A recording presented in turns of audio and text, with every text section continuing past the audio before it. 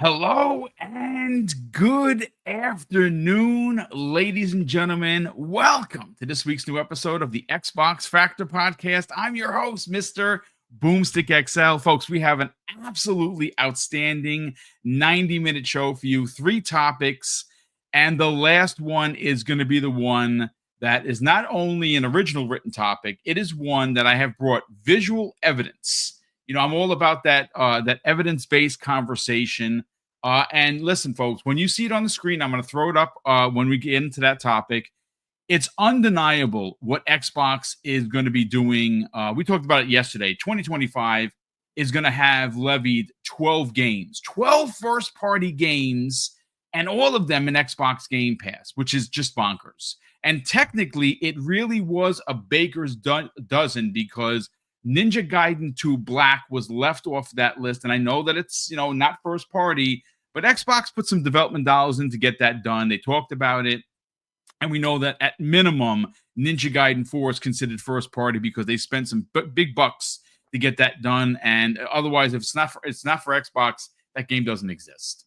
But 2026, gentlemen and chat, looks to be even more insane than this year. And we're just talking first party. But that's not the only topic we're going to get into. We have a story here.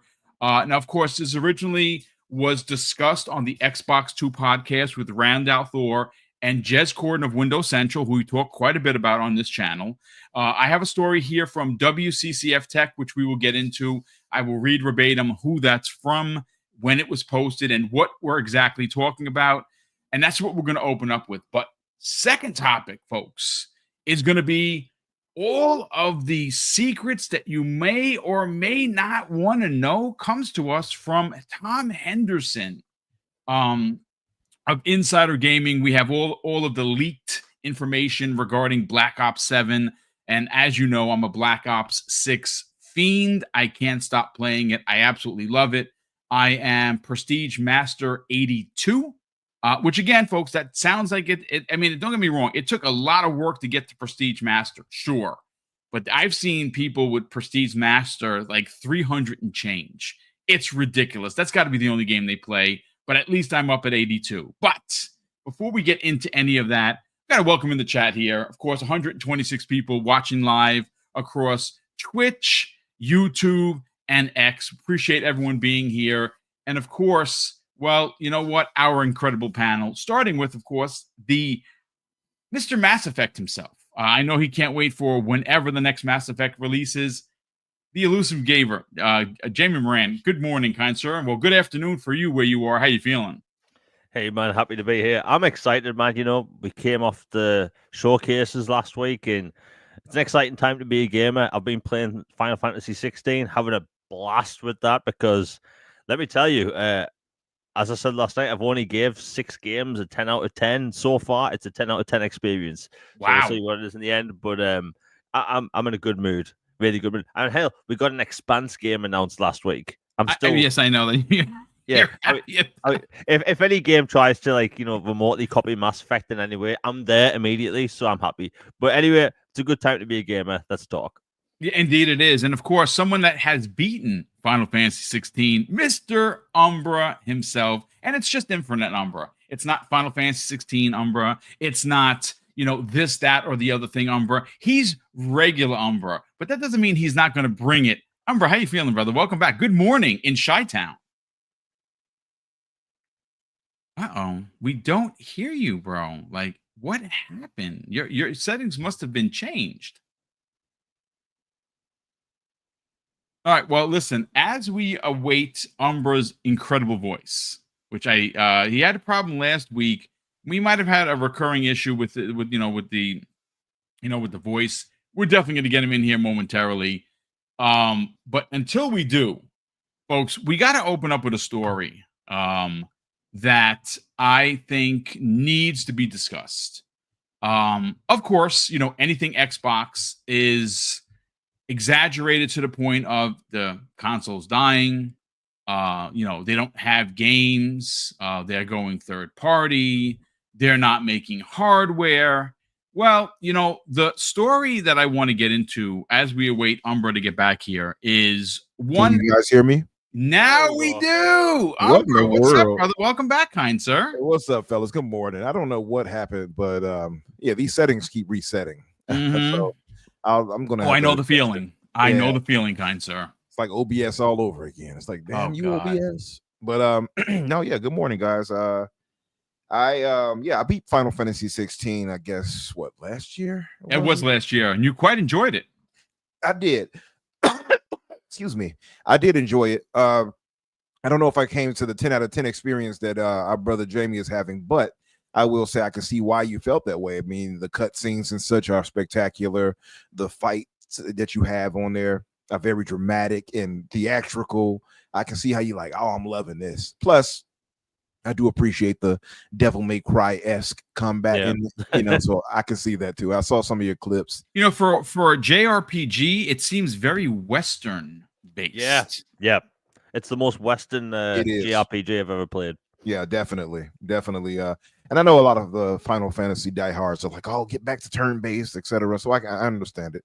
They had that Squaresoft love, so they want to go back to that, which is understandable. But I do appreciate what they did with 16. Actually, I think, I'm not trying to be funny here, but I think Clive was the manliest protagonist that Final Fantasy has hit so far. Yeah. Wouldn't you say so, right? Yeah. Like, I mean, I love Final Fantasy X. It's my favorite of all time. But it's nice to have a manly main character for a change. Let's just be honest. They, hey, got love for Cloud and all of them, but they, they look a bit on the more healthy kind of fair, side of things. They don't look quite like they're going to talk too tough to you. Clive has he has a little bit of roughness to him. Roughness on, he got a little roughness on his side. So, and I appreciate that about him. I actually, by the way, Ben Starr did a great job as voice acting as him too. Oh yeah. So the voice cast in the game is phenomenal. So, oh look who joined us. Look what the cat has dragged in, ladies and gentlemen, making his debut for a first time in a long time. Crazy Lou Gaming, and folks, guess what? He's not possessed. Oh, not yet. Are we sure?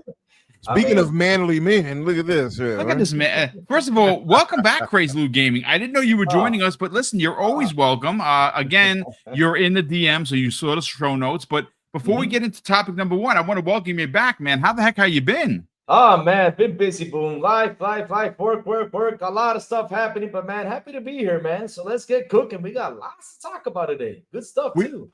We absolutely do. So listen, you know what? So while again we wait for the people to kind of file in, let's pull up the story that I talked about to open up today's show. Now look, like I said earlier, one of the things that seems to be a running narrative with Xbox is that regardless of the news, and there's been a lot of good news for Xbox, depending on, and you know what? I don't care what console you're on.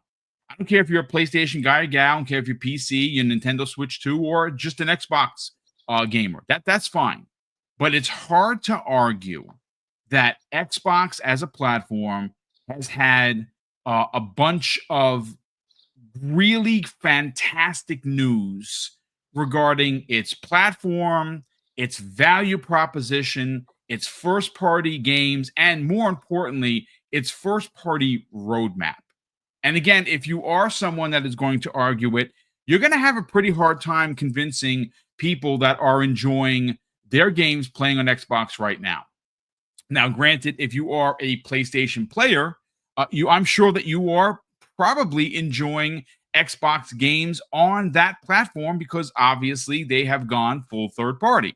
Now, not everything is day and date, right? Certain first-party games like Avowed and South of Midnight have not made it over. Will they eventually? I'm sure.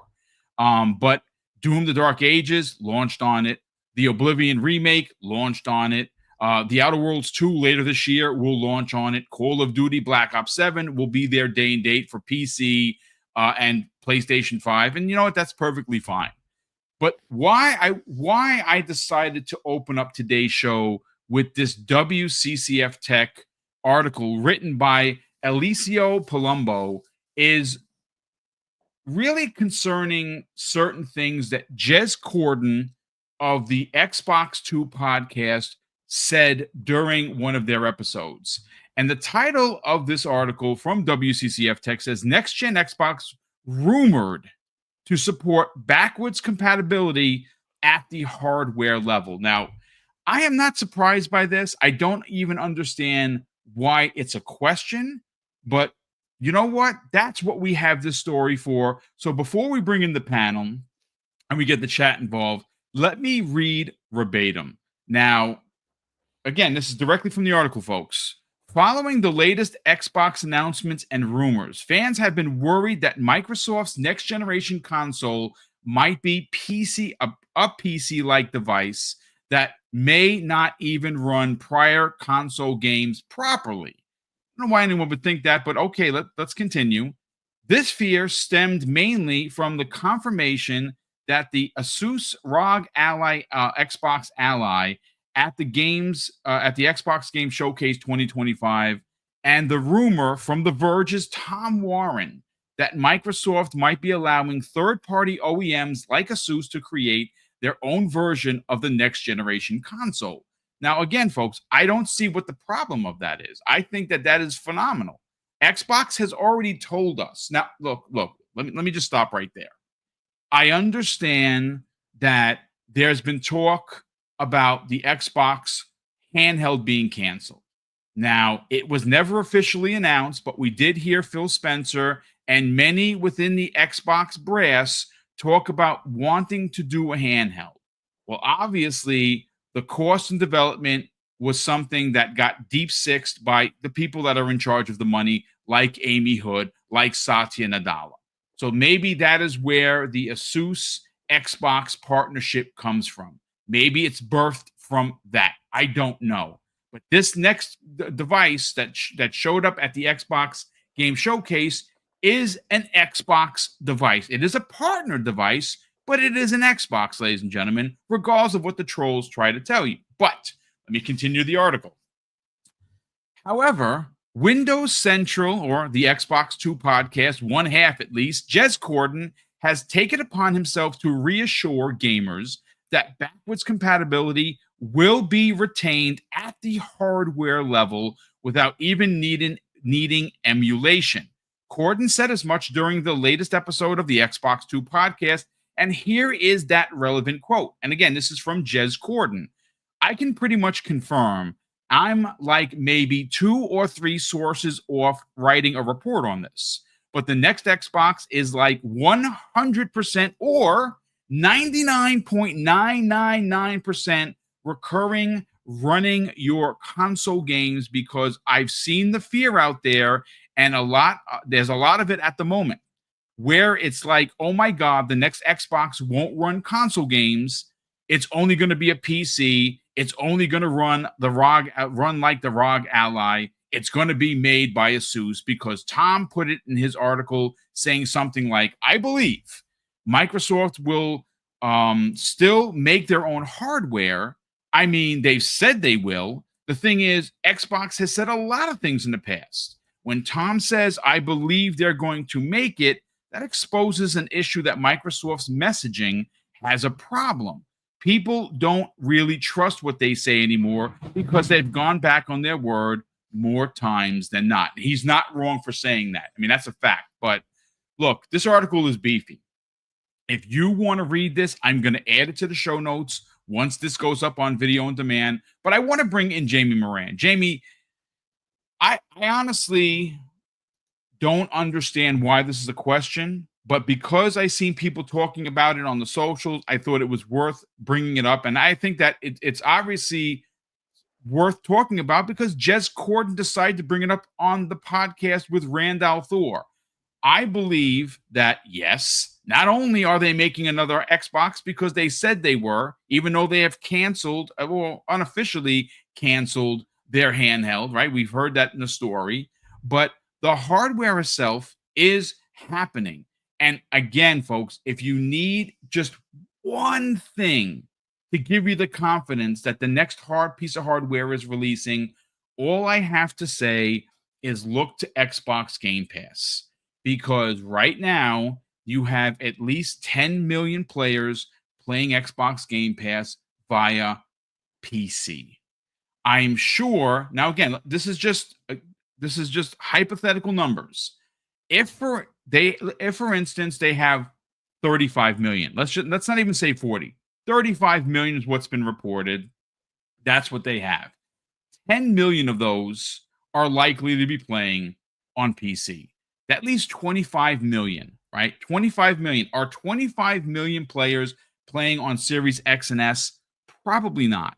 You probably have at least maybe 8 or 9. Again, for shits and giggles, let's just say 10. 10 of those 25 million players might actually be on Xbox One or Xbox One X and S. And maybe it's not that many, but that still leaves a lot of people playing on series consoles. They're not just going to give that up. They're just not. It doesn't make any dollars. So if it's not making dollars, folks, it doesn't make any sense. But Jamie, let's try and make some sense of this.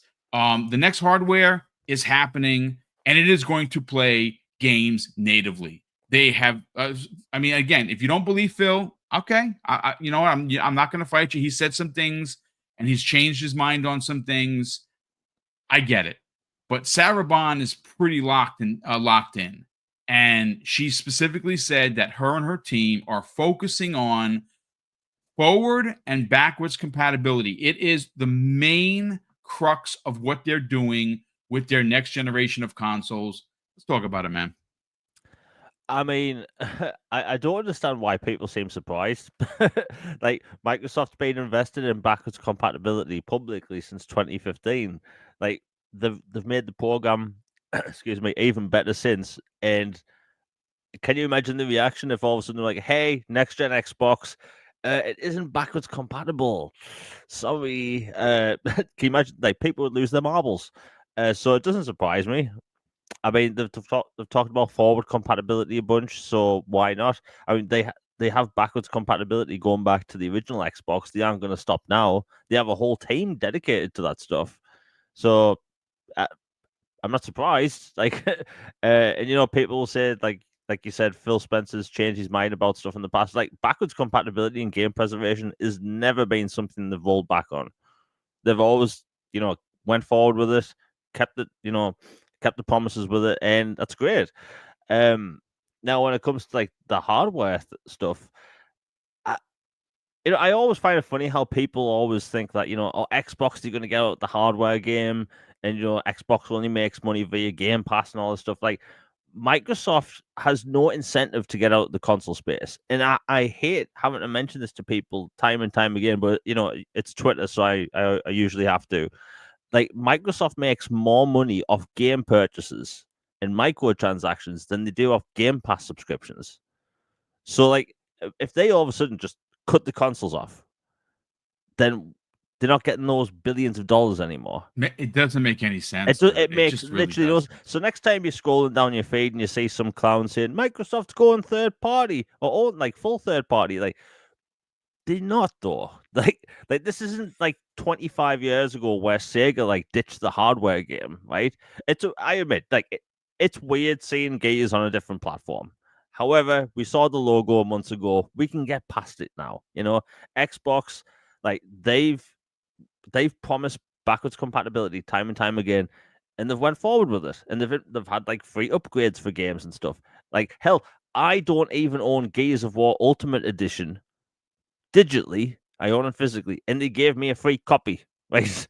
Right. So, like, they care about their fan base despite some of the decisions they make and their public perception of things. But like, Xbox has tens of millions of users. There's no incentive for Microsoft to even get out of the hardware business. So if they keep supporting hardware, they keep getting new games, which they are. And that's, by the way, that's always one of the biggest things that you see in your feed. Like, oh, what if third-party developers stop putting their games on consoles? And I noticed this over the past week with all those showcases. Every time there was a game announced for PlayStation and like Switch and not Xbox, maybe it was a Japanese game or something, no Xbox was always trending, no matter what the game, right? But every time there's a game announced for Xbox and PC, you don't see the same reaction.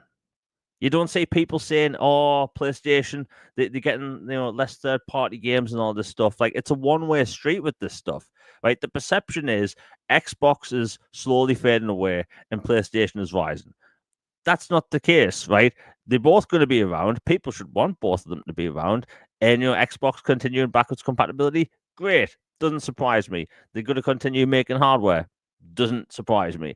Like as long as they keep making hardware, give people an incentive to buy their platform, because Game Pass isn't really just the only reason to get an Xbox. It's the ecosystem, right? If I buy an Xbox now, I can play digital games I've owned for 20 years.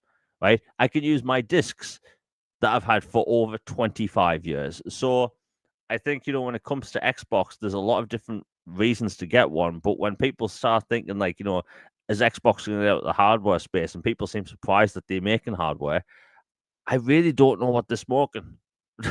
like if you open up the Xbox store right now, just look at the top paid games, right? Those games are selling millions of copies, right? I think people have to take a step back and maybe not freak out about a PlayStation logo on an Xbox game for 5 seconds and realize the reality. Xbox and all these different companies are wanting to put games on multiple platforms. Games cost more than ever, and Xbox has literally no bloody incentive to not make consoles anymore, right? Right? They have to make consoles because they have tens of millions of users to buy games and microtransactions on their platform. And we do this song and dance every time there's a rumor or there's a new leak or something. But what's all the rumors been for the past year and a half? Microsoft's making new hardware. Yep. Microsoft's making new hardware, and the handheld thing, right? Jez Corden came out and said that the cancellation of the handheld hardware isn't really a thing that we know about. But at the end of the day, I think that maybe Microsoft, this is just my theory, I think that their home console handheld, native handheld, I think they are putting that back a bit to lower the cost. Because I think next Could generation, very well be. I think next generation you aren't going to have a Series S type thing. I think they're going to launch the one console, and they're going to maybe wait a year so they can get a cheaper handheld out. Because look at the ROG Ally X, ROG or whatever they called, right? Great pieces of hardware, but I've been trying to tell people that thing's going to be like $800. You get a lot of power in that handheld. If people think you're going to get something like that for $400, I've got a bridge to sell them. I think they want a first party handheld to be cheaper. Like the Switch, people will say the Switch is expensive. I think the Switch is actually reasonably priced. The Switch 2. I think maybe they want to wait to get something like that out, first party hardware. And I will always buy first party hardware over third party hardware. And the talks about it being not more like a PC and more like a console. We'll cross that bridge when we come to it. But as a console gamer, I'm very happy with Microsoft at the minute, despite the fact that some of their messaging over the past year and a half has been a bit messy. But I think Xbox is good. I think people are going to be happy if they like Xbox hardware. And if you like backwards compatibility like me, and you have hundreds of bloody games, you're going to be going with us. And that's a good thing. It absolutely is. Infinite Umbra, let's bring you in, brother. Again, this is one of those conversations that some people may listen to, that are listening to it now, may listen to it on the replay and be like, why are you guys talking about this? It's common sense. But is it? I don't think it is. I think there is a concern within the community regarding what they're going to do regarding backwards compatible or backwards compatibility for next generation. It is going to be there. We know it's going to be there because Sarabon said so. They have an entire team, a created team to work on both backwards compatibility and forward compatibility. And their ideology that seems to be one of the best things that could happen to gaming is the initiative of play anywhere. Well, these games you're going to need to be able to play these games anywhere. And a console like the Ally Xbox has a hard drive. Okay, and you're going to be able to download these games to your hard drive, play them natively from this device. again, I'm interested to get your thoughts on what Jez Corden had to say. Sorry about that. Yeah. I mean, Jez, I think just kind of confirmed what I guess it kind of confirmed what I've already believed and knew. Like it wasn't anything surprising to me. Like kind of seeing this, I feel like I get why there's a lot of trepidation. People are feeling like, oh man, you're not gonna have a next gen console. You know, you got a lot of people online spreading FUD. If it's not a hooligan, it's some worry wart of an Xbox guy. You know, and I get it. And then you have a lot of people who, you know, are worried about their physical library. I had this discussion with a few buddies on the GCP Discord, and I was like, well, you know, I've been digital for years now, at least since the beginning of the Xbox One. Literally, that's when I made that transition to digital, and I understand people who want physical to a degree, but you know, things like Play Anywhere and all those types of things that have come about, which is one of the greatest things Microsoft does, and being able to carry my library forward digitally, even if it's through emulation, I don't care. I don't mind that, right? But I can understand those who want the hardware level where they can just take a disc and put it into the console or whatever. That I understand it. I get it, even if I don't agree with it or if I move past it. So I think that's where the worry has come from, and it's largely from people who, you know, have a physical library and they want to have that legacy of titles move forward. And this is very uniquely Xbox, right? Like you don't see this you don't see this from Nintendo or Sony from their fans where they're like, oh, we demand that you give us backward compatibility for every gen. And this is very uniquely Microsoft. And to be fair, it's something they put this on their back themselves. This is something they've established.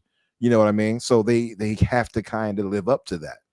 Unfortunately, they have to, for them at least, not for us. It's good for us. Unfortunately for them, they have to live up to that promise now, right? Because it's like part of the ecosystem, it's part of the package. So I get those who may have felt the way. I just never could relate to it because I always, in my mind at least, I can't say I knew, but in my mind, it was already a foregone conclusion that we would get backward compatibility even at a hardware level for the next gen. Now, I don't know where Microsoft may go the gen after. Maybe it might be third parties handling everything. I don't know. But my mind was already made up. I figured that this is what we would have. So, and I think a lot of it is just FUD online, and people get worried and they start buying into it. You know what I mean? And just people spreading fear about whatever. And that's how I see it. So, sure, you know, for those who are physical and want to carry that forward, I think you'll be perfectly fine. This is good that Jez had got to the bottom of it and has it 99.99% confirmed, as he wrote. That's a good thing. Listen, I trust him on it. We'll see what happens, but I'm pretty sold on it already. It is what it is to me. Also, too, you know, for those who are moving forward and do prefer or like Play Anywhere, you know, I think there's been a report to come out about 90% of Xbox guys buy digital, be it first or third party. Yep. So physical is kind of, you know, it sounds crazy to say for you all who care about it still, but it's kind of going away of the dodo. It's just as real as I can be about it. So well, I mean, again, if you're going to take advantage of the Play Anywhere thing, obviously you're going to have digital games to be able to play. True. That you either own, which that's happening, and games that are actually available through Xbox Game Pass. And again, if you do decide to buy those digitally, physically, okay, all right, not a problem. But if you don't have Xbox Game Pass Ultimate, you know, again, maybe, and this is, I'm just throwing it out there, folks, maybe Xbox Play Anywhere isn't so much for you. Like you want to stay in front of your TV with your box and your discs. That's where you enjoy playing. That's what choice is all about. But I think that the ideology that they're pushing forward about being able to play anywhere is no matter where you are, whose house you're at, what bench you're sitting on, or what doctor's appointment. If you have a screen in front of you, you're going to be able to play these games anywhere. And of course, that really does a focus on being digital. That's exactly what it's pushing. And again, I mean, I had this discussion, like I said, it was a pretty passionate discussion. And my only thing was, and I'm not saying that Microsoft needs to do away with physical, but I think people have to kind of see the writing on the wall, right? Like it's pretty clear digital is going to be it literally is king now. It's like 90, like I said, 90% on Xbox, something crazy high on PlayStation, like 80 maybe something, I forgot. It's in the mid 80s, man. Yeah, like it's high on both sides. Like digital physical is going away, whether you like it or not. Unfortunately, I'm not saying that to be snide, but it is what it is. So I feel like it's kind of a losing war to be continued. Like, I need my physical. It's like, hey, I get you, but you know they're not doing this to harm you. It's just is what it is with nature of business. But that said, this is something that that at least our physical brothers can be happy about, at least for next gen, at the very least. I don't know what the future holds beyond that, but there you go. No, great points all around. Crazy Lou Gaming. Let's bring you in and let's talk about this, because again, I think it all starts with Play Anywhere. Play Anywhere is really determined on what you have digitally. Now, even though we don't know what the future is after the next Xbox, right, which is going to be 10 years from now, whatever, we know that at least the next generation Xbox, which should be launching in 2027, is going to account for physical players. And you'll be able to take your games anywhere, even if they're physical. And I think that's a really big deal. And again, I think a lot of the fear comes from the hate mongers trying to push a narrative that is ultimately false. Let's get your thoughts, man. How come every time Xbox does something wonderful, we start to see bad news come in? I mean, last week after we had a great showcase. I mean, you were there, Boom. You had all the blast. You had a freaking blast over there, that showcase. It was awesome. You guys were happy. It was fantastic. It was awesome. I mean, hell, it was cool. And then like 4 days later, we see a headline: handheld cancel. Okay. Then we see another headline coming around. Now we got physical digital. Now we have people worried about backwards compatibility. Guys, Xbox has been caring for backwards compatibility for freaking years. I think PlayStation was the one who said, we don't care for it. And then they changed around and started to care for it. I mean, what are we worried about? That's something I always keep on asking. What are we worried about? People are starting to worry about the hardware, or if it's going to come, if it's not going to come. I mean, I keep telling everybody this. You have to wait till the company comes out and says something. When the company comes out and says something, says, hey, listen, this is what we're going to go with. We're making a next generation hardware. We're working up with something, we're doing Play Anywhere, which has been one beautiful thing. It has made it simple for all of us, right? To enjoy the Play Anywhere, to enjoy our games, to enjoy everything that's happening, right? Because hell, it's actually a great feature, especially with all these devices that are coming out. I mean, most of you guys, I bet you own handhelds, and it's always great, to have something extra to take with you where you travel and to actually play games. If you go to anywhere around the world or a business meeting or whatever, it's good that you have a nice handheld to play your games. And also, it's nice that you have your whole library over here. Now, for the whole physical thing, right? The whole physical thing that's happening. I can't believe we're like in 2025, we're still in this conversation, especially seeing how literally DVD Blu-rays have been pulled out of these stores. They've been pulled out because people are not buying them. I even saw LG come out and say, hey, we're not making any more Blu-rays because everything right now is streaming. Everything right now is digital. Same thing with music. Sometimes, I see that vinyls become popular again, so people buy vinyl and all that stuff, but it hasn't been the main source as of late. Physical, of course, is important, but as it seems though, it literally is just leaving out of the table little by little.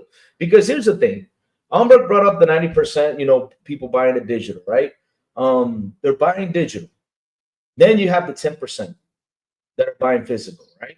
So if the company decides to make 20,000 copies of these and they start to sell it to retail stores and everything, right? And these stores, instead of buying 1,000 like they used to, now they're buying 500 because literally it's this there for like a year or two. And then people go ahead and pick it up for $5. So it's less and less people buying it. At the end of the day, though, if it's going digital or there's going to be a little bit of physical, listen, digital has taken over. And that is something that as of now, it's going to be hard to change because it's been happening for the last, when did Netflix come out? 100 years ago. years ago. Exactly. So it's hard. I mean, boom. Even cars nowadays don't come with CD players. Computers now don't come with CD drives. I mean, I don't know anyone who has a Walkman nowadays like we all did, but it's been a while. Now we have our cell phones via Bluetooth and all that stuff. Yep. But hey, it is what it is.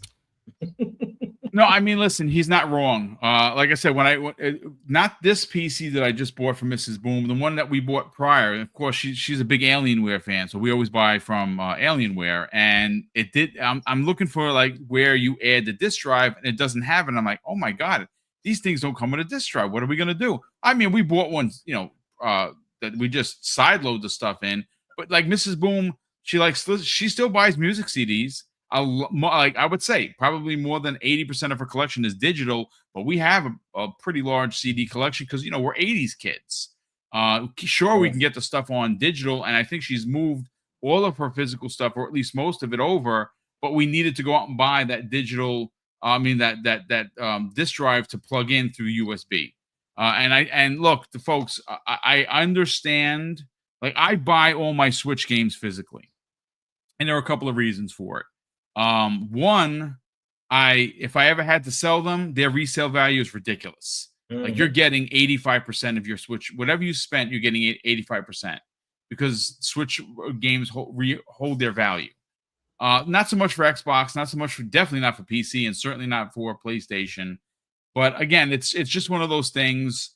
The whole Play Anywhere movement is really just based on your digital library, which of course is going to be important. But I'm glad that we cleared it up. Now, folks, listen, I just want to give everyone an update. I absolutely have to be out of here by 1:30 because Mrs. Boom has an appointment at 2.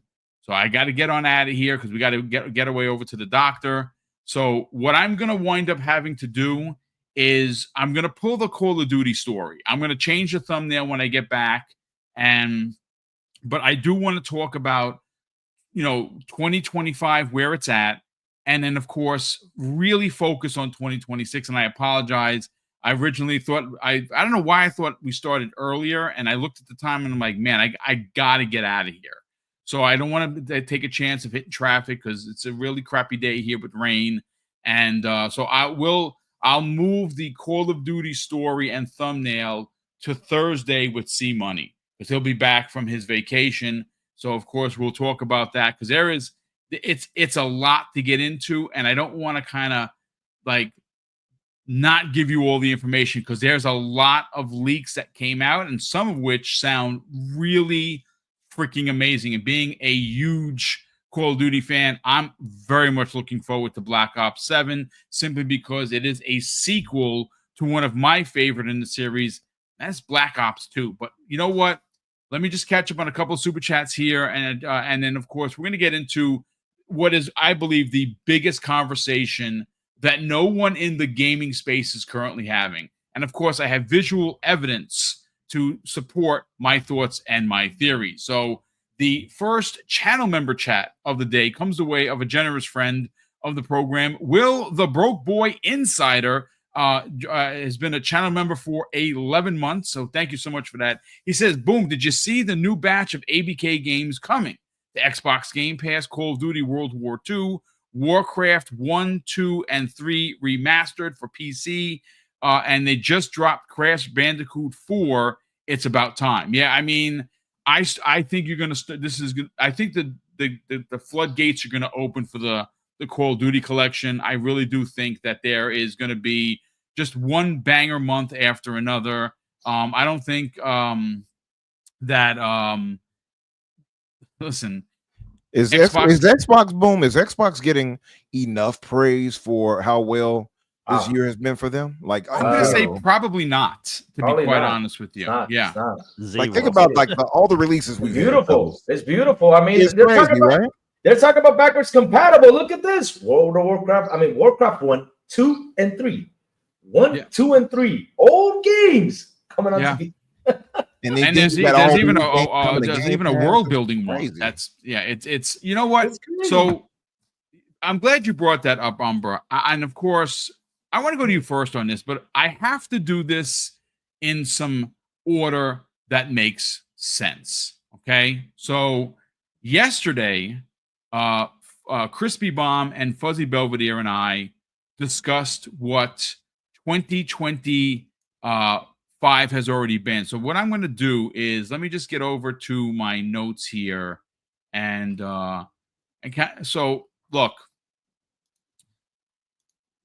Umbra, you made mention of something that I find to be an incredible part of this conversation, and that is, has Xbox gotten enough praise for what they've done in 2025? And the answer is no, they have not. You have seen Jez Corden write a story about it. You've seen, VGC be like, man, this year is incredible for Xbox Game Pass. So I'm not going to bring up the visual evidence for this because I did it yesterday. I am going to read verbatim of what will ultimately be all 12 games coming from first party dropped into Xbox Game Pass, not counting third-party deals like Expedition 33, The Alters, Blueprints, just one bomb after another. So this is what they've ultimately done and what will have been done when the last game on this list comes out later this year. This is without any surprises, which I still think Clockwork Revolution, and again, it's just my opinion, could be this year. Again, just my opinion. You started out the year with Avowed, followed up by South of Midnight, Oblivion, the preview of Towerborn, Doom the Dark Ages. The next release after that would be Tony Hawk's Pro Skater 3 and 4 remake, Grounded 2 in preview, Gears of War Reloaded in August, Keeper by Double Fine, Ninja Gaiden 4, The Outer Worlds 2, and Black Ops 7. And you know what's even more insane? Every one of these games are in your Xbox Game Pass Ultimate subscription. That, to me, is just complete madness. But you know what?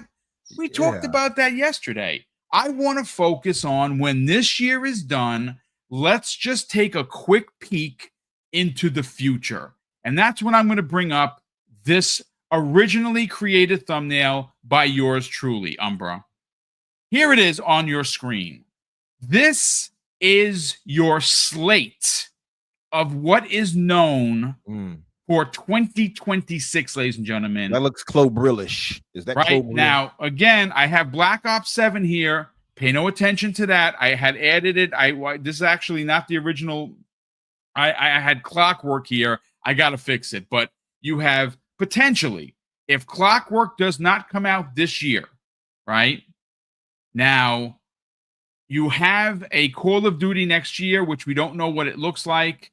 It's going to be Modern Warfare. So that's your Call of Duty for next year, right? Clockwork Revolution could be put into 2026. That's possible, right? They did say in due time. But just, again, folks, let's just go based on what we think we know. We know for a fact that Fable was supposed to release this year, Umbra, going into 2026. That's next year. Gears of War E-Day, there was some talk about it releasing this year, confirmed by Phil Spencer himself, 2026. Forza Horizon 6, 2026. Now, they did say a title that's been with the platform since its inception. We know that they're talking about Halo Combat Evolved Remake because, well, it's the 25th anniversary of Chief. It's the 25th anniversary of Xbox. This was a launch title. It makes sense that gets moved into, of course, 2026.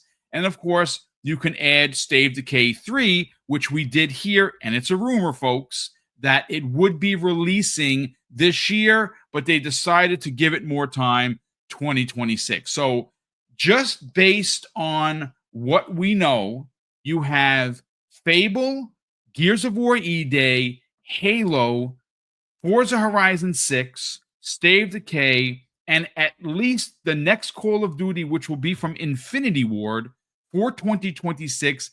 And there could be additional games added to this list from smaller and first-party devs. And if Clockwork doesn't release this year, that is another one. Umbra, 2025 has already been bombastic for Xbox, and more specifically, Xbox Game Pass. Every one of these games on your screen right now is going to be an Xbox Game Pass as well. Let's try and talk about let's try and make sense of this, if you will. I mean, this is the thing. I don't know how much more sense we can make out of it. We know next year is the 25th anniversary, as you pointed out. If any titles we all should expect to be there, it is I would say the 4 in the middle, but I would say for sure the 3 in the middle, right? If I can call it the middle. Let's say Forza Horizon 6, Halo, and E-Day. There's no way in the world that Halo won't show up next year, in my view. Fable, I'm pretty sure will drop next year. Or it could be because we are all still stunned on how great it looks. What if it's being pushed into the next gen? I was just throwing it out there as a thought, but I think next year is going to be crazy, and this is why I'm already prepping my mind to make sure to get out there into California for next year for this for the fan next meetup or whatever. But I think it's going to be, we for sure are going to have a crazy year again when it comes to releases for first party. Yeah, I think there are 2 Halo projects currently in the making right now. One being the one made in Unreal Engine, obviously, that they've shown us at least with the project of what they're aiming for. And there's another one, and I know they have the other projects that they have in incubation, but I fully expect to see the Combat Evolved remake or whatever they want to call it pop up there. I cannot wait to see. I'm really excited to see State of Decay 3 finally. I want to see more of that, at least not finally, but more of that. And I guess if we had to highlight any games we did not see anything of in a while, we still have yet to see Contraband in gameplay. We still have yet to see Everwild since the last time we saw it and actually know what direction they're going with it. And in my mind, I feel like Perfect Dark needs to show up too. So all 3 of those, I would say, matter so much more in the sense that we don't know where they're at in this I guess when it comes to development at this point. We've seen enough of Fable. We have enough trust in the coalition for E-Day. I have enough trust in 343 or now Halo Studios to show us what they're working with Halo, and they know they have to rebound now that they got my man Pierre there in the leadership. We can fully trust Forza Team Playground when it comes to delivering for that. And of course, we know whatever we get from Call of Duty. So because they have a whole factory over there making those games. So none of those are like, yeah, gotta see this. I know you gotta deliver here. I fully expect those to deliver. I'm almost certain I'm gonna probably be crying like a newborn baby when I see Halo presented in Unreal 5 in gameplay form. No, you're kidding me. In person, you're gonna see this bald-headed black man crying, and you're like, "What's wrong, buddy? You all right?" I don't know. I'm gonna be emotional. I cannot wait to see it in Unreal. Yeah. I'm joking, but I'm being facetious. But seriously, man, I brought that up just to say I had no idea you all actually talked about that yesterday, but I just bring it up because I'm looking at these things and I'm seeing the new games they're listing. Like you start reading them all from the new games that's dropping into Game Pass, should I say? From what was it? Warcraft 1 and 2 remastered, things like that. Call of Duty, World War II. And I'm looking at it and I started thinking, man, we have, if you really look at it, like all the games they've been dropping on us and will be dropping until the end of this year. And then you look at what should be the competition. And it's been nearly 10 months since PlayStation has delivered a first-party game. That is crazy production on Xbox side. Like, in my opinion, they're not getting enough credit. You know what I mean? Just being serious. I'm not even trying to do this to throw shade at PlayStation here. I'm just saying, like, wow, look at what a difference, a few years have made in the turnaround here. And I don't think it's getting enough love, honestly. And I can only imagine what the team has in store for us next year. I'm excited as hell, man. Really am. And I just want to see updates on those, and I want to see gameplay of that. And the good thing is I believe we're going to see that. That's why I say I think next year, you know how we go on and on about last year's showcase, and it was spectacular, 10 out of 10. I think we can all largely agree, most of us, right? Well, I fully expect next year to blow that one away. So I don't know what else to say except to say that I'm excited and that the team who have done what they've done as far as curating this list for games to bring into Game Pass. By the way, is Ninja Gaiden Rage Bound coming to Game Pass as well? I don't I'm not know. To be honest with you, I'm not exactly sure. So if that comes too, then man, crazy major W's for Ninja Gaiden this year. You already got the remaster of Part 2, which I played through and beat, and many of us in the chat have. We got Ninja Gaiden 4, which looks phenomenal, and we got Rage Bound. Yeah, from Dotemu. So which Ninja Gaiden you were talking about, Umbra? Rage Bound. Is that coming to Game Pass? Yeah. Let me go check. All right, let me go check real quick. Played the demo of that, by the way, too. Really cool. Enjoyed it from what I played. But I mean, it's definitely the year of the ninja for sure. You got Ninja Gaiden Black 2, you got Ninja Gaiden 4, you have the Rage Bound. You also have Shinobi, which looks incredible. Shinobi looks dope. Shout out to was it Lizard Cube? I think that makes that one. That one looks phenomenal too. Yeah, man. Like I said, I'm excited about what we have in store with Xbox's future. That's why I don't jump to the whole. I don't worry. Like people were like, I know people were like, oh, will we get it next? But all these gems dropping like this, to me, I just don't see why they would abandon what is a profitable division for Microsoft and Indeed. what they've invested in. Man. Yeah, and what they've invested in with all these studios. I just don't see them doing that. So that was why I knew, we would get something. And whatever they have planned after the fact, I'm sure that people will still have an option to get actual hardware. So I am content and I am confident in Xbox's future.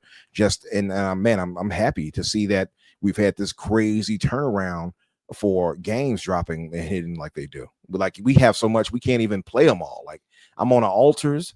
I'm also playing like I'm playing like 3 different. I don't even like to play multiple games at a time. And for me, it's the cardinal sin of gaming, playing too many games, because I always mess up the controls. That's having to relearn controls is annoying. Yeah, you'll get confused. They're gonna have to start giving us old man options, like to read, like this is what you do in this game, refreshers or something, right? Like this is how you play this.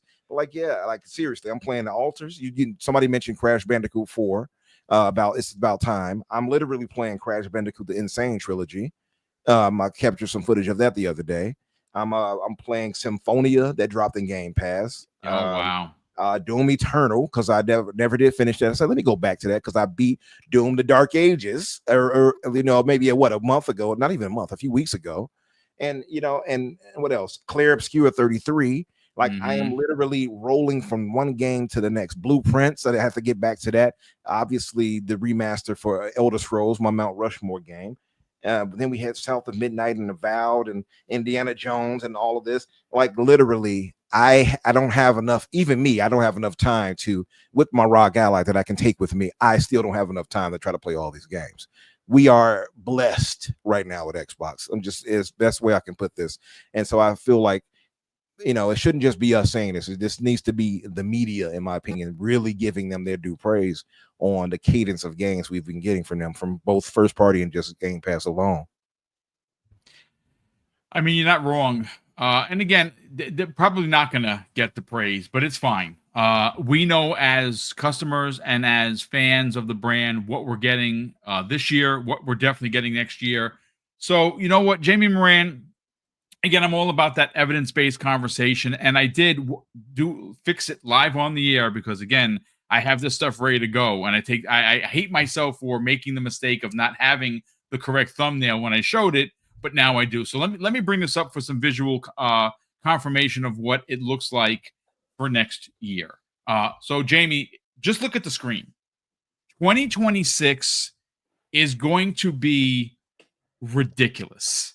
And every one of these games that you see on your screen, whether it be Modern Warfare 4, Forza, Halo, E-Day, Fable, State of Decay, I'd like to personally admit publicly that these are AAA bangers.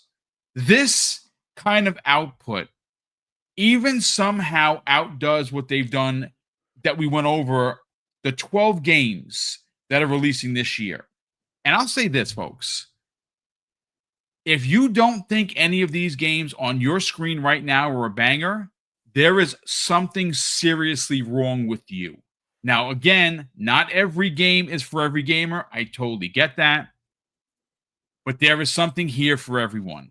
You love RPGs, you got Fable. You like dude bro shooters, pick one. You like survival horror, you like hanging out with your friends and hopefully you can get the next can of beans before you get eaten. State of Decay. You like driving games, boom, Forza Horizon 6 is there for you. There is something here. Every game on the screen here is a banger, and they're all in your service. And I will say this with full authority. If this doesn't get you into Xbox Game Pass, then I don't know what will, because this is your slated 2026. Now, granted, could something move? It absolutely could. But you know what's not going to move? Call of Duty, E-Day, Fable, Forza, Halo. These are releasing next year to celebrate. This is the Trinity. Forza, Gears, and Halo. That's the Trinity. Those are the pillars that keep Xbox raised. And of course, they're celebrating the 25th anniversary of the platform. It makes sense that they celebrate these three behemoths. Let's get your thoughts on this, man. You know what the most exciting thing about that image you just posted is that the images that's not on it. This year, we've had multiple surprises that nobody thought was coming. You had Oblivion, right? Despite the leaks, people were shocked, and it was a shadow drop. We had the Ninja Gaiden Black 2 game, right? Surprised people. Keeper, Grounded 2, right? These were brand new games that people didn't really know about, albeit Oblivion. And like, who's to know what else will come out next year? I think like if that is just the list of what we know is coming next year, that's a hell of a roadmap. You know, by the way, as a gamer, I like to know the first party roadmap. It's fun. It's good to have one. That's a good list. I mean, Halo, Gears, and Forza, and Fable in the same year. That's a bloody good year. Really good year. So like, if that does turn out to be the list, I don't see how anyone can complain. Now, it makes me wonder, like, what on earth are they saving for the next gen launch? Because, dude, you know, this generation, if you look back, excuse me, Microsoft didn't launch the Xbox Series consoles with any first party titles. You know, they had the setbacks. A lot of companies did, and the Halo stuff. So, like, you've got to wonder, like, what are they saving? I do think it's probably Elder Scrolls 6. But that's an exciting list. Yeah, dude, that makes sense. You know, Microsoft, and we don't know when Clockwork Revolution's coming. I know you said you think it's coming this year. I think it's coming next year. You also have the Fallout 3 remake, which was basically on the list confirmed that it's happening. So, like, that's exciting. I love Gears of War. I love Halo. I love Forza. I love Fable. State of Decay, I cover it, but micromanagement in games really throws me off. But that's an exciting list. If anyone looks at that list and think, that's terrible, then I don't know why they're playing video games. It's a nice variety there. Agree. And, you know, and I just saw in chat, we can't call them bangers if we haven't played them. But, I mean, come on now. I've never played a Gears of War game I didn't like. I've never played a Halo game I didn't like. That might shock people because, you know, Halo 5 gets a lot of crap and Infinite gets a lot of crap, even though it's a really good campaign. Like, that's a really good list. And Forza, like, do you know how many people, including myself, have been wanting Forza Horizon to go to Japan? Yes, dude. Let's talk about it. Absolutely. I mean, I hope that's the end game, because that would be amazing. Like, drifting around Mount Fuji, listening to synthwave at night, that would be the best thing ever. You know, have some J-pop in there. Like, I think like they could do something really special with that game. So it's exciting. And like, look, you know, if you go back a couple of years ago, you know how that saying was around, wait till E3, right? Yes. That was the thing, because Microsoft would only ever announce games at E3 because they didn't have enough titles in the works. Now Microsoft has so many titles in the works that they have to announce multiple events during a year, and they don't have to wait till E3. They've gone from having one or two first party games, if you're lucky, in a year, to having a full slate of titles, right? So when I see people complaining about Xbox, they're really whining about the multi-platform stuff. But like Xbox, and like Umber said before, like Xbox doesn't get enough credit for like the actual good amount of titles they have this year and next year and possibly the year after. Like, so like as a fan, as a content creator, I'm bloody satisfied. I have things to talk about. I have things to play. First party roadmap is bloody exciting. And yeah, it's an exciting list. Again, I don't know how you can't be excited about this list, but I'm sure somebody will figure it out. That's just the way the world works. Crazy Lou Gaming. Let's bring you in on this conversation because again, let's just bring it up for anyone that's tuning in right now. And folks, if you didn't know, we're going to shorten the show a little bit because Mrs. Boom has an appointment at 2 that we cannot be late for. So again, the originally posted Call of Duty Black Ops secrets. I'm going to move that topic to Thursday's X-Vlog Live with C Money. I've already changed the thumbnail. I'm going to update it on YouTube. If you missed the opening of the show, we talked about backwards compatibility and how Corden has confirmed that. And now we're talking about, well, it was a dual bit of a conversation. 2025 has been ridiculous, but 2026 Crazy Lou Gaming is going to be even more maddening. And here it is for anyone that's just tuning in right now. Take a look at your screen. You have, and again, folks, things could change. Sure, it has changed before. Things have been moved. But this is ultimately what your slate of first-party games is going to look like next year. This is also the year that they're celebrating a couple of anniversaries.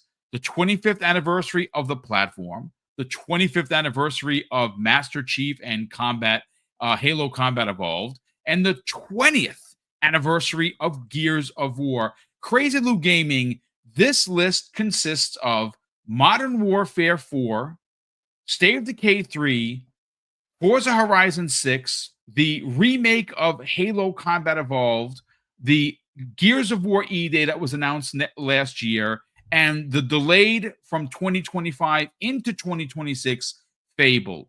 I don't understand how you, number one, could not be excited for this, but more so if this doesn't get you into Game Pass, and I don't care how you get in, console, PC. I don't know what else Xbox and Microsoft would have to do. Let's talk about 2026's lineup. Man, Boom, let me tell you something. It's looking beautiful. It's always been looking beautiful. I mean, ever since last year, September, it's been banger after banger after banger after banger after banger. I mean, we started with Starfield DLC. Then we went to Call of Duty, Stalker 2, Indiana Jones, January Ninja Gaiden HD, right? And we can just go on and go on about all these games that are dropping by. And to end the year, it's looking great too. I mean, Grounded 2 is coming out. All this stuff is coming out. It's looking beautiful. And at that showcase, we even said at the 25th anniversary, he gave us hints. He talked about Forza new game. He talked about, what was the other one? Gears of War. And he also said a game that's been with them since the beginning.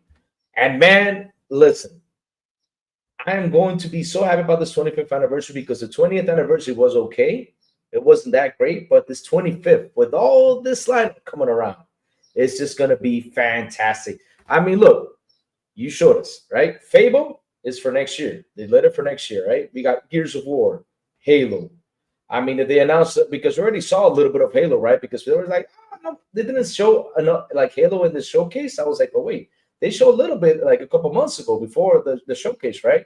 I mean, we have so much to play. It's insane. And that is just first party, what we're seeing right there. But what about third party? All the stuff's going to happen that was also announced in the showcase. I mean, next year is going to be probably the best year of Xbox. Not saying that this year hasn't been that great because, listen, this has been a tremendous, fabulous year by them throwing first party out there, third party, and everything. I mean, heck, next month we got Wu-Chang, a third-party game that's coming. We also got Grounded 2. In November, we got Keeper, which I call Innkeep. I don't know why I have Innkeep in my mind, but we have Keeper coming. I mean, hell, there's so much stuff happening out there.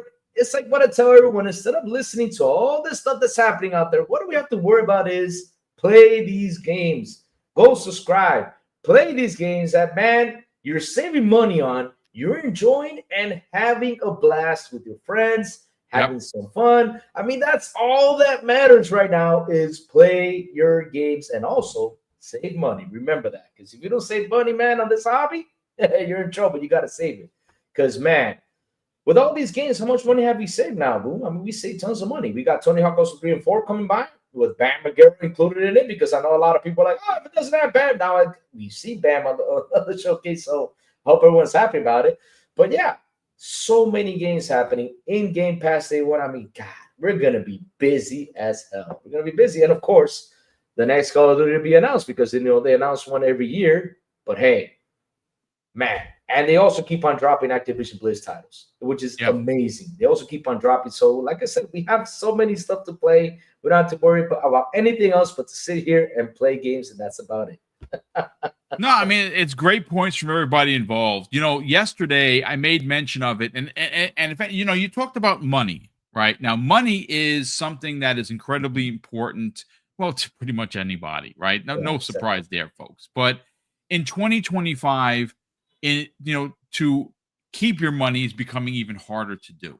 Mm-hmm. And value proposition is something that does lead the charge when it comes for, your conversation of where your dollars go, what services you are subscribed to, what you decide to opt out in. Like, say, for instance, if you're a Netflix subscriber, maybe you've been subscribed because you are a fan of this series or that, and they haven't had a new sequel series in a long time that you've been waiting for. I don't really watch Netflix. I'm going to cancel it. We see that happen with Paramount and Peacock and Hulu and Disney Plus all the time. Well, there is a particular service that I don't understand how you could justify unless there's some situation with your money. And if it's a personal thing, well, then it's just that. But yesterday, and I'll make mention of him today, and I'm going to add his link in the show notes when I get back from the doctors. His name is John Clark, and not John Clark of the Xbox era. John Clark of, John Clark. He is at CYNVOR on Twitter or X. And he posted the total releases for... Was that? Yeah. Well, check this out.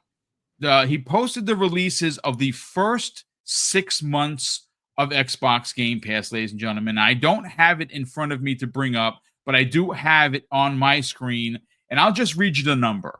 He has Xbox Game Pass listed January, February, March, April, and January, February, March, April, May, and June. He has it in 2 thumbnails. And the total amount of games, if you went out to buy them in Xbox Game Pass in the first 6 months of the year, comes to $3,519.26, ladies and gentlemen. That is unbelievable value if you consider that for the first 6 months of Xbox Game Pass in 2025, you spent $120. Say that again, Boom. Say that again. How much? The amount is $3,519.26 USD. Damn. You know what we can do with that kind of money, Boom? Holy smokes, that is a lot of money. That's a that's a lot of things you do with that money. That could be a mortgage payment, that could be your entire bills for the month, but whatever that $3,500 plus is, that is how much you would have to spend on these games if you bought them from wherever you buy your favorite games. And these, again, this is only the first 6 months of the year, ladies and gentlemen. That is absolutely insane. And when you consider what's happening in 2026, and again, the picture that I showed everyone on this panel and everyone that's in the chat right now equates for just first party. This does not include deals that they've made through third party, second party, or indie titles. And again, there could actually be more first party content that's not on this list. I just added everything that logically made sense and that we know for a fact is going to be there based on what we've heard from Phil and what we've known based on rumors. And again, next year's list is even more insane than what they've done in 2025, and we still have 6 months left of the year. Listen, folks, you can call me a bot, you can call me a fanboy, you can call me whatever you want. It's very hard to argue how amazing it is to be an Xbox gamer, and more exclusively an Xbox Game Pass subscriber. If it's not for you, I understand that, but I really think that this conversation that we just had does chop down all of the negative narratives that you see out there from the trolls that will, of course, remain nameless on this channel. But, ladies and gentlemen, Hey, Boom. Yes, sir. We've just had some breaking news on the official Xbox YouTube channel. Microsoft has announced an official partnership with AMD for years to come. Oh, well, there you go, ladies and gentlemen. You know what? Thank you so much for that breaking news. So, again, folks, breaking news, thanks to Jamie Moran, a partnership with AMD kind of locks in the fact that they're going to have hardware for the remainder of whatever the future may bring. We will get into that. I'm going to move that forward. Of course, I need to read it, so I want to get more information on it. We'll probably talk about that on Thursday, and we may add a little slander to the conversation because, again, what that does is really, again, just chops down the negative narratives. And, well, there you go. But, ladies and gentlemen, that's going to do it for us here. Let me just make sure I am all up to date on Super Chats, and I believe I am. If nothing showed up over here and I missed it, I will, of course, talk about it tomorrow or Thursday. And, again, I want to thank everybody that does, in fact, support the channel through channel membership, through gifted subs, and through the Super Chats. And we actually have a Super Chat here from Mac22. So, Mac, thanks so much for being here, brother. And I understand your frustration. He says, I'm sorry, Boom. Tom Warren is not worthy of you or your panel's time. Hashtag nothing burger. I mean, look, I don't always agree with Tom Warren. I disagree with him quite often, actually. And I think sometimes he does clickbaitery that I'm not a big fan of, but I understand the business. But I do think he's quite a good journalist. And I do think that, today's podcast, even though, again, it's something that's been talked about by other circles, I think it was important to have that conversation. And again, it may not be for everyone, but I do believe that today's conversation was thought-provoking, and that's what we want to do here at Double Barrel Gaming. But you know what? Let me get everyone out of here. We'll start first with Infinite Umbra. Infinite, brother, I know you worked at midnight. You're probably going to catch some Z's after the show. Let's sell the brand because you have a show this Thursday called The Fix, 8 p.m. Eastern Standard Time with yourself and Daniel J. McGee. And I'm sure he's going to have a lot to say about the Nintendo people playing with just sticks and poop. And, he does what he does, and he is slanderous. But, again, it's a great podcast. It's very friendly to just show up and be a part of. We love the work that you guys do there. Sell the brand. Let's get more people to sub your channel. Where can they do that? And more importantly, follow you on social media. Yes. Fellas, great show. Great talking with you again, Louis. It's been a minute. I hope you're not possessed. Chat, thank you all for being here with us today. And no, I was not sleeping. I saw the slander earlier in the chat. Oh, no. I had my audio issues. I had the audio issues. I was wide awake. I'm wide awake right now, currently. I'm going to jump back on the altars because Game Pass has so much to play. But yeah, man, Boom, thanks as always for having me, brother, and, being willing to understand that sometimes the chat will be right. I might just be in La La Land, but, today just wasn't that time. This time I was all right. But yeah, you guys, of course, can find me Infinite Umbra or Umbra Infinite on social media.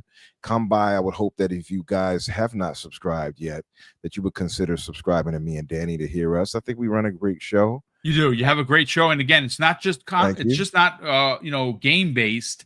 It is, of course, pop culture. So when something big is happening, like a new film, like Doomsday, We're hearing crazy leaks about what that's going to be like, and oh Yes, my god, I sir. cannot wait for it. They talk about it. So again, if gaming is the crux of the conversation, sure, but they do involve pop culture, and I think that is what makes their show specifically different than a lot of the gaming podcasts. Indeed, because we also talk about wrestling. Yeah.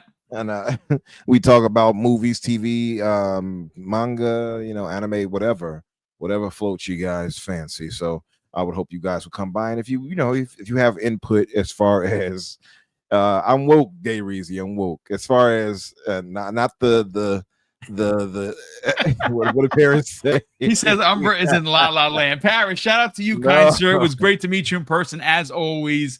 And congratulations on that nice kit that's CD Projekt Red sent you. That looks dope, dude. Again, I know people were like, "It's good, another chair. Leave this man alone." Why do people keep coming for him? I don't understand it, but it's a foldable chair. They got it in the bottom. But you know what? I hope they send him a Witcher's 4 chair and he shows it off just to give the people the FU. I know, right? I hope so. People are salty, but yeah, I put the link in the chat. If you all have not subscribed, please do so. Come by, check us out Thursdays at 8:00 Eastern, and we're gonna have a pretty good show. I think somebody just subscribed. I just heard the magical. Excellent. Chime. Well, there you go, brother. People subscribing, and obviously these folks are here for your entertainment. And hopefully, you support them by subscribing. And speaking of subscribing, Jamie Moran, you have a show later on this afternoon called the All Things Xbox Podcast, 6 p.m. Eastern Standard Time, where you and your partner, Logan Meyer, do an amazing job. You guys are awesome podcast partners. You guys work together in tandem. You do talk a lot about, space-based kind of, RPGs that you guys love, and Splinter Cell always seems to work their way in there. But you talk about gaming, and there really is a lot. And we got breaking news that happened moments ago where I'm sure you and Logan are going to have to talk about that, because I think, again, I love the fact that it's led by Sarah Bond. I'm watching the video literally at the same time. I think that is really awesome that they have confirmed that AMD, for the foreseeable future, will be partnered working on Xbox hardware. Again, it chops down the narrative. I'm sure you guys are going to talk about it. Tell everyone where they can subscribe, and more importantly, find you on social media. Yeah, thanks, Boom. It's always a pleasure. My YouTube channel is The Elusive Gamer. I exclusively cover Xbox. I talk about Mass Effect whenever I get the chance. All Things Xbox podcast is on Tuesdays at 6 p.m. Eastern, where tonight we're going to be talking about the AMD situation with Xbox. Good times, more hardware coming. We're going to be talking about the first-party lineup, some third-party stuff. Like you said, I'm probably going to rant about Splinter Cell and Ubisoft at some point, because that seems to be a weekly occurrence. Red Dead Redemption 2, Final Fantasy 16. I have a lot to say about that game. A lot of good stuff. And that's 6 p.m. Eastern. My Twitter is Jamie Man UK, where it's exclusively gaming and jokes. Well, we appreciate you being here, you and Umbra, each and every week. And of course, the work that you guys do on your own channels is legendary. And I want to see you guys get more subscribers, because you deserve it.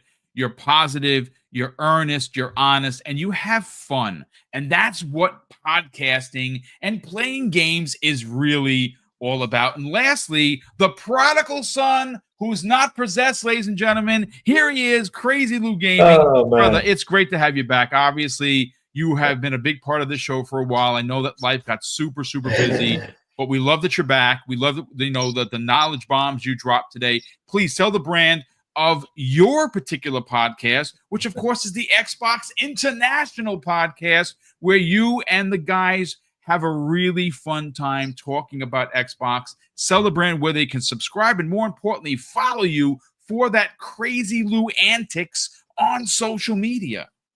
Oh, it's simple. You can find me on Twitter and Blue Sky, Crazy Lou Gaming. And you can find me Xbox International Podcast, 7 p.m. ET, with Sabo, the Big Puma, and Sound Cypher. And Mondays through Saturdays, Good Morning with Crazy Lou Gaming. So I'm going to drop the link right now in the chat for you guys to subscribe, guys, so you guys, can know when I come on to talk about what's happening in the gaming news world. Let's go. And boom, man, I'm happy to be back, man. It's been a while. Happy Yeah, to chill with you, Umbra, Jamie. So much fun, man. So much fun. Good show. Good show. Well, thank you so much for being a part of this. And ladies and gentlemen, again, apologies for the shortness of the show. I would have loved to talk 2 hours because I do have a lot of notes on Call of Duty, but I didn't want to just rush that. Again, folks, Thursday's show is going to be a banger. Obviously, I still got to work on Wednesday's show, and another Prodigal Son will be returning. Paris, I'll send you a link if maybe you want to join us, because not only are we going to have Hargeet, and of course Keasante, but Everborn is coming back in a big way to break down why the whole this is an Xbox, especially with the Xbox Ally. We were talking today. I'm like, bro, you got to come on because no one has broke it down like that. It makes so much sense, and it does shut down all the narratives.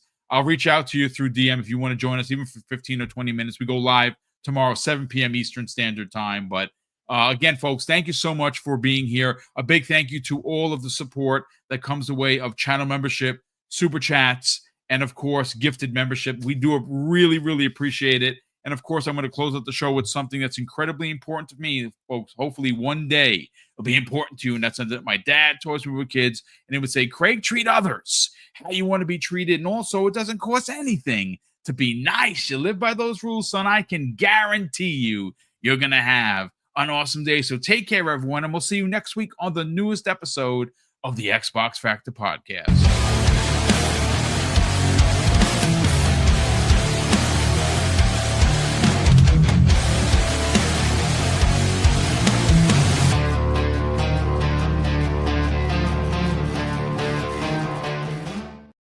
And thank you so much for being here. Again, apologies for the audible, but I looked at the time and I'm like, yeah, I got to get out of here because my wife, she doesn't work too far. She works about 15 or 20 minutes away. So if I get out of here now, I can get there before she gets out at 2. We can get to the doctor's appointment and we could be good. But great opinions from everybody. And again, I'm talking still live on the air.